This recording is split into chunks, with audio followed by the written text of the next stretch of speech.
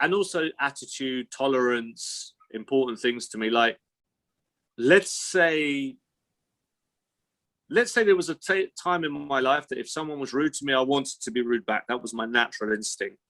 Right. And I believe younger males have a problem with this because they maybe have higher testosterone levels. So I still have a problem with that. I still have a problem with that. Yeah, but as you get older, what I've learned, at least, is being in my late 40s now, and maybe I didn't think this way when I was 27. If someone was rude, I wanted to rude back. You never know what they're going through in life, right? You never know what's creating their or provoking their, reaction towards you. So if you can, like, rather than sink down to their level and get into some war of words, if you can rise above it and just look at them and say, what's wrong? Tell me. Like, particularly if it's someone that you know, or, it could happen with someone you know or happen with a stranger. But if you give them that look, like, I'm not going to fight you. And if you disarm them, then quite often you break people down. You don't have to go in the trenches with them and get in a mud wrestle with them and beat them up and they beat you up. And like, I wanted to fight. And that's to do with testosterone levels. I'm a big believer in this. Why do you think 21-year-old boys drive faster than 61-year-old men? And why do young men drive faster and more reckless? And it's testosterone levels are high and danger. And like, there would have been a point where I wouldn't have backed down from a fight, right?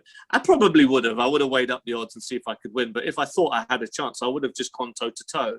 I'm 47 now. A guy in the casino, I remember a couple of years ago, was really, really, really like, at the blackjack table, funnily enough. And here's the thing, he was drunk and I was sober.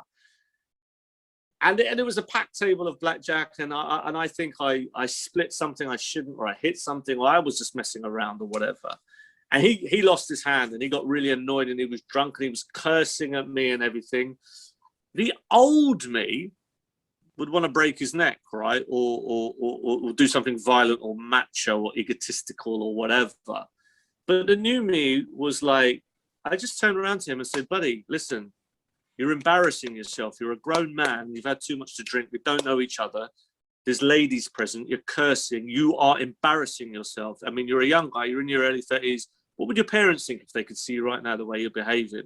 And then he just had a moment of sobering up, and he was with two friends, and then the two friends like hit him and was like, come on, pull yourself together. But that's the 47-year-old Nik dealing with that guy. The 27-year-old Nik would have gone straight up in his face and be like, what'd you call me? Who's the bigger man? Like the old lions and the new lions, the new lions, they're fighting. It's about, you see, I guess you've read Sapiens as well, right?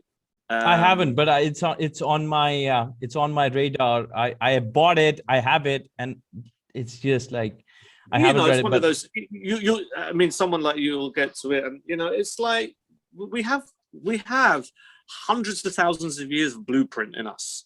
There's certain things that do and not. It's like, we have the amygdala, the back brain. The part that responds to animal very instincts, animal instinct, the sex drive, and the kill drive, and the defense, the flight or fright, all of this kind of stuff. And then we have the front brain, which is more thoughtful, creative, etc.